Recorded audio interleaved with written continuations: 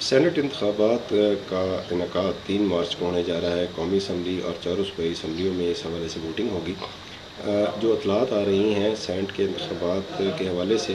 توقع کی جا رہی ہے کہ سینٹ انتخابات کے نتیجے میں پاکستان مسلم لیگ نواز پہلی پوزیشن حاصل کرے گی۔ سب سے زیادہ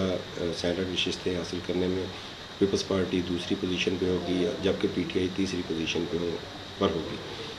سینٹ الیکشن کے حوالے سے جو اطلاعات آ رہی ہیں، فاٹا اور بلوچستان میں اور سندھ میں اراکین صوبائی اسمبلی کا ووٹ حاصل کرنے کے لیے بولیاں لگ رہی ہیں۔ یہ ایک اہم چیز ہے جو سینٹ کے الیکشن کے تقدس کو جو ہے وہ مجروح کرے گی۔ حال ہی میں الیکشن 2017 ایکٹ پارلیمنٹ سے منظور ہوا ہے اور ساری جماعتوں نے متفقہ طور پر انتخابی ایکٹ 2017 کی منظوری دی تھی، مگر اس مرحلے پر بھی سینٹ انتخابات میں خرید و فروخت ووٹوں کی خرید و فروخت کو روکنے کے لیے کوئی سنجیدہ کوشش نہیں کی گئی، اور یہ دیکھنے میں آیا ہے کہ فلاز ہیں الیکشن ایکٹ 2017 میں، کیا فلاز ہیں اور کیوں اراکین اسمبلی جو ہے وہ ووٹ بیچنے کے مجاز ہیں۔ اس حوالے سے نیر بخاری پیپلز پارٹی کے سیکرٹری جنرل ہیں، انہوں نے بتایا۔ میں سمجھتا ہوں وہ بالکل باؤنڈ ہے ممبر، جس پلیٹ فارم سے وہ منتخب ہو کے آیا، جس پارٹی کی ریپرزنٹیشن وہ کر رہا ہے پروونشل اسمبلی میں یا نیشنل اسمبلی میں،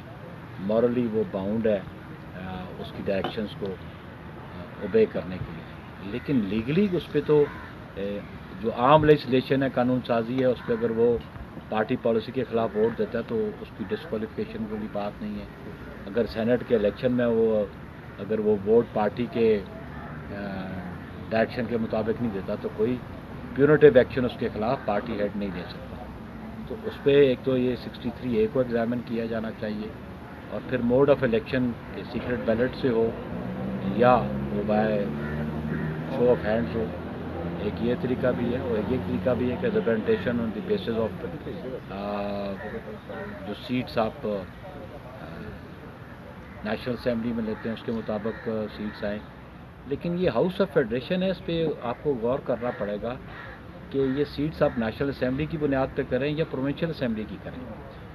کیونکہ ہاؤس آف فیڈریشن ہے تو یہ ریپرزنٹیشن ہے فیڈریٹنگ یونٹس کی۔ جی، نیر بخاری کے بقول کسی بھی سیاسی جماعت کا سربراہ جو ہے سینٹ الیکشن میں اب پارٹی پالیسی کے خلاف ووٹ دینے والے رکن اسمبلی کے خلاف کوئی ایکشن لینے کی پوزیشن میں نہیں ہے، بڑا ایکشن لینے کی پوزیشن میں نہیں ہے۔ اس کی وجہ انتخابی قوانین میں فلاس ہیں، اور انتخابی ایکٹ 2017 جب بن رہا تھا اس وقت بھی سیاسی جماعتوں نے جانتے بوجھتے ہوئے اس خامی کو دور نہیں کیا، اور شاید یہ اسی لیے نہیں دور کیا گیا تھا کہ سیاسی جماعتیں جو ہیں ان کے اندر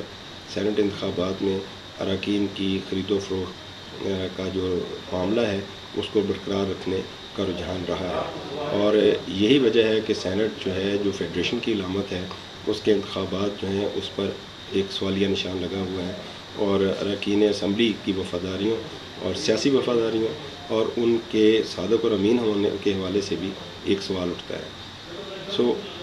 الیکشن کے نتائج جو ہیں وہ بلوچستان، سندھ اور فاٹا کے حوالے سے کسی بھی سیاسی جماعت کو غیر متوقع طور پر